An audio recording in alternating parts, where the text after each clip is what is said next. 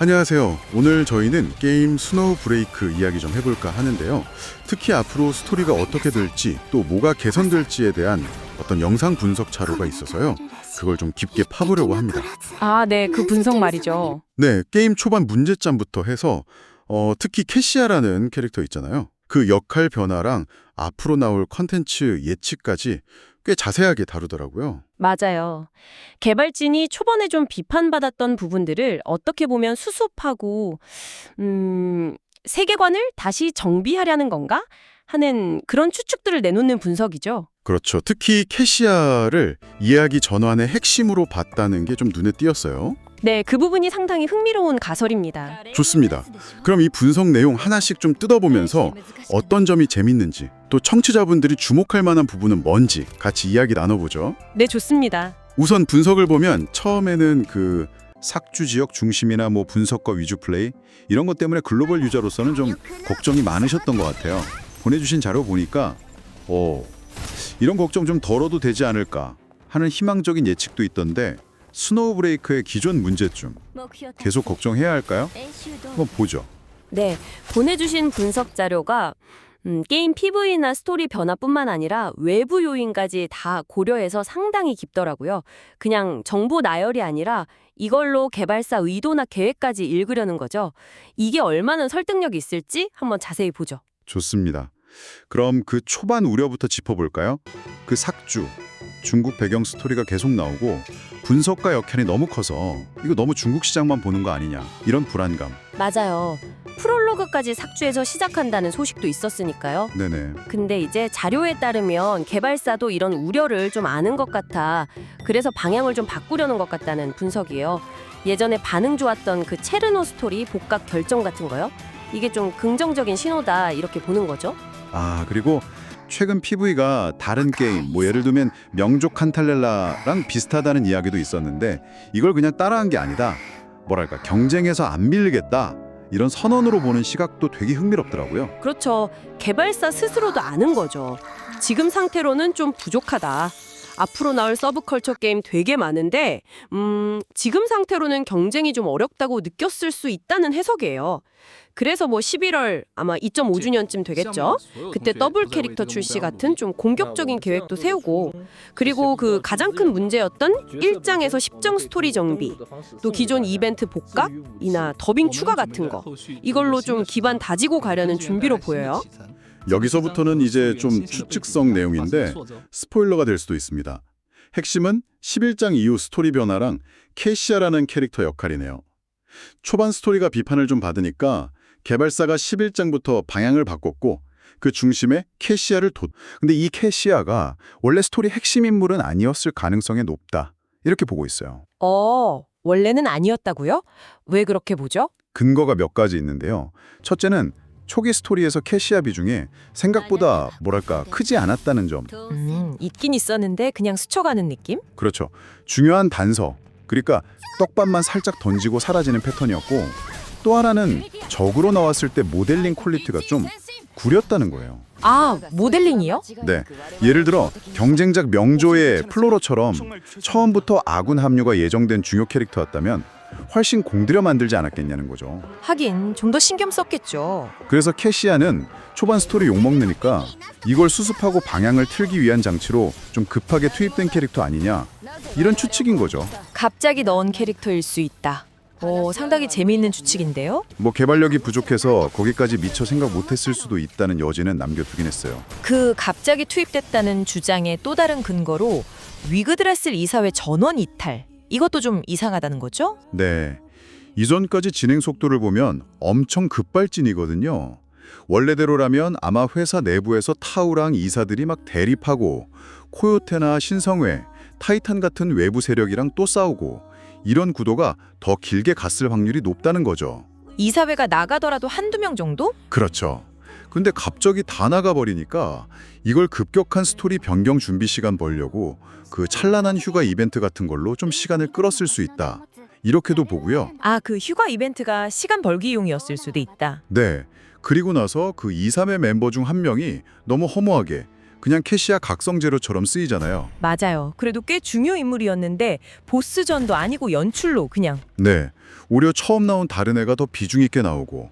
암튼 이건 캐시아를 스토리 변정의 핵심 역할로 빨리 부각시키려는 의도적인 연출이었다. 이렇게 해석하는 겁니다. 와, 정말 그렇게 볼 수도 있겠네요. 여기서 이제 중요한 포인트가 나오는데 이렇게 변경된 스토리의 핵심 바탕이 바로 신화라는 점이에요. 여러 신화 모티프를 가져왔다는 거죠. 신화요? 아, 그럼 각 계시자, 캐릭터들한테 특정 신격 같은 게 부여됐다는 건가요? 바로 그겁니다. 그리고 이 분석에서는 캐시아의 신격으로 헤르메스를 지목해요. 헤르메스요? 제우스의 전령. 네, 그 날개 달린 샌들 신고 신들의 전령 역할을 하고 또 길 잃은 사람들 안내하는 여행의 신이잖아요. 교활하고 영리한 성격도 그렇고 이런 특징들이 캐시아 역할이나 성격이랑 상당히 딱 들어맞는다는 거죠. 오, 듣고 보니 그러네요. 특히 그 헤르메스가 아폴론소 훔쳤다가 나중에 선물 주면서 화해하는 신화 내용 있잖아요. 그 이야기 흐름이랑 스브 12, 13장 흐름이 비슷하다는 점도 지적해요. 그러니까 캐시아 성격이나 관련 스토리가 헤르메스랑 엄청 밀접하게 연결돼 있다는 거죠. 다른 캐릭터들도 마찬가지고요. 와, 헤르메스라니. 진짜 흥미로운데요. 그럼 캐시아는 그냥 캐릭터 하나가 아니라 게임 전체에 더 큰 의미를 갖는다는 건가요? 정확해요. 근데 하필 길 안내자 역할을 준 게 우연이 아니라는 거죠. 아, 그러니까 길 잃은 스토리를 다시 안내하는 역할. 상징적이네요. 그렇죠. 뭐랄까 스토리를 다시 제 궤도로 올리기 위한 장치로 보는 거예요. 어쩌면 길을 잃었던 스노우브레이크라는 게임 자체를 이끄는 여행의 신, 즉 헤르메스. 그리고 분석가, 즉 플레이어죠. 플레이어랑 다른 계시자들, 즉 신들을 연결하는 전령 역할을 하도록 11장 시점에 아주 계획적으로 넣었을 가능성을 제기합니다. 게임을 안내하는 신이자 전령. 네, 헤르메스라는 신격 자체가 그런 상징성을 딱 갖고 있으니까요. 그렇기 때문에 캐시아의 빌드업이 중요했고 초반 스토리를 언제까지 내버려둘 순 없으니까 빨리 빌드업을 해야 했고 그 결과가 좀 무리수처럼 보이더라도 짧은 기간에 3가지 버전, 그것도 메인 딜러로만 3번을 낸 거 아니냐는 해석이죠. 아, 그래서 그렇게 캐시아를 밀어줬던 걸 수도 있겠군요. 세계관 확장하고 스토리 문제 해결하는데 캐시아가 완전 핵심 열쇠였다는 거네요. 그렇죠. 경쟁력 확보하고 초기 약점 극복하려는 과감한 변화, 그 중심에 캐시아가 있다. 네, 그리고 중국 내 상황도 뭐 성별 갈등 심해지고 게임 검열도 강화되고 또 핵심 성우나 감독이 나가기도 하고 이런 문제들이 터지면서 원래 계획에 좀 차질이 생겼을 거라는 분석이에요. 아, 그럼 복잡한 사정이 있었군요. 그래서 잠시 다시 그 삭주 배경이랑 분석가 캐릭터 중심으로 사막의 비밀부터 마음의 조화 스토리가 딱 그때쯤이거든요.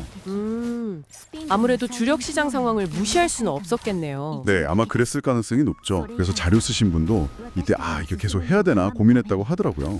그럼 이제 앞으로는 어떻게 될 거라고 보는 건가요? 이 분석은 전망이 꽤 밝던데요. 네, 상당히 구체적인 예측들을 내놓고 있어요. 우선 2.5주년에 더블 캐릭터 출시 계획. 이게 좀 의미심장하다고 봐요. 더블 캐릭터요? 2명이 같이 나오는 건가요? 네, 그런 형태일 텐데 이게 기존에 문제 많았던 영미 콘텐츠나 숙소 시스템 개선에 대한 자신감이 없으면 발표하기 어려운 계획이라는 거죠. 뭔가 좀 해결책을 마련하고 있다. 이런 신호를 해석하는 거예요. 오, 그럴 수 있겠네요. 뭔가 준비가 됐으니까 발표했겠죠. 그렇죠. 문제를 해결 안 하고 계획만 내놓는 건 유저 기만이란 걸 개발사도 알 거라는 거죠. 오, 꽤 긍정적인 해석인데요. 네, 이걸 뒷받침하는 좀 더 구체적인 예측들도 있어요. 가장 먼저 역시 하루 얘기가 많이 나오네요. 재등장 가능성. 이게 상당히 비중 있게 다뤄지고 있어요. 맞아요. 생각해보면 해임달 스토리 시작이 핵심이었고 캐시아가 처음 나올 때도 하루가 있었잖아요. 그렇죠, 있었죠. 이번 이야기 중심도 캐시아인 걸 보면 하루 등장이 진짜 그냥 위안은 아닐 거다 이런 분석이 힘을 얻는군요. 네, 그렇습니다.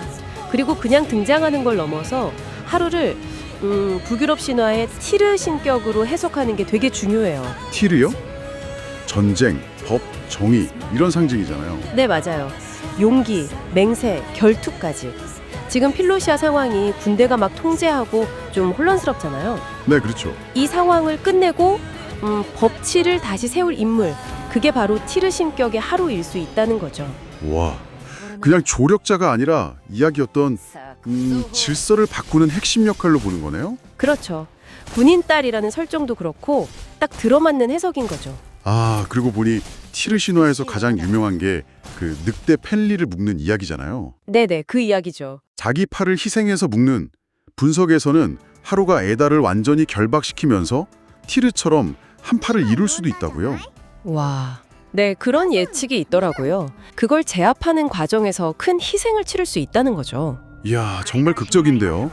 단순히 다치는 게 아니라 그 희생 자체가 상징하는 바가 크겠네요. 정확합니다. 그 희생이 뭐랄까 더 큰 이야기, 새로운 시대가 열리는 걸 알리는 그런 핵심적인 장치가 될 수 있다는 거예요. 하루의 귀한 자체가 엄청난 전환점이 될 수 있겠군요. 네, 이야기 전체의 판도를 바꿀 만한 사건으로 보고 있는 거죠. 하루 얘기만으로도 벌써 흥미진진한데 다른 인물들 예측도 좀 볼까요? 사파이어가 카르티시아급의 중요 인물이 될 거다? 이건 좀 파격적인데요. 네, 저도 그 부분 보고 좀 놀랐어요. 카르티시아급이라니. 어떤 근거가 좀 있나요? 아직 구체적인 건 부족한데 사파이어가 가진 잠재력이나 성장 가능성을 볼 때 단순 전투원 이상으로 어쩌면 새로운 세력이나 가치를 대표하는 그런 인물이 될 수 있지 않겠냐는 거죠. 제작진에 좀 띄워주려는 의도가 보이는 거 아니냐, 뭐 이런 분석이에요. 가능성은 있겠네요. 지켜봐야 할 것 같고요. 그리고 15장 마지막에 달 챕터가 나오는데 이게 월독, 달의 신 신격인 아카시아의 등장을 암시할 수도 있고, 아카시아가 게임 만드는 거 좋아하니까 이걸로 영미 국소 시스템 개선의 빌드업이 될 수 있다, 이렇게 보는 거죠. 아, 그럴듯하네요. 체르노도 루나 나올 때 같이 나와서 과거 이야기 정리될 가능성도 있고, 그리고 이첼도 자주 등장하는 게 의미심장하다고요. 네, 이첼이요. 이게 나중에 엘로샤 지역으로 이야기가 넘어가면서 좀 복잡하게 얽힌 기존 남성 캐릭터들 있잖아요. 아, 네네. 그 관계들을 정리하는 역할, 뭐랄까 그런 빌드업일 수 있다는 거죠. 관계 정리요. 예를 들면요. 그러면서 아직 살아있는 조셉이나 에스터가 다시 등장할 수도 있고요.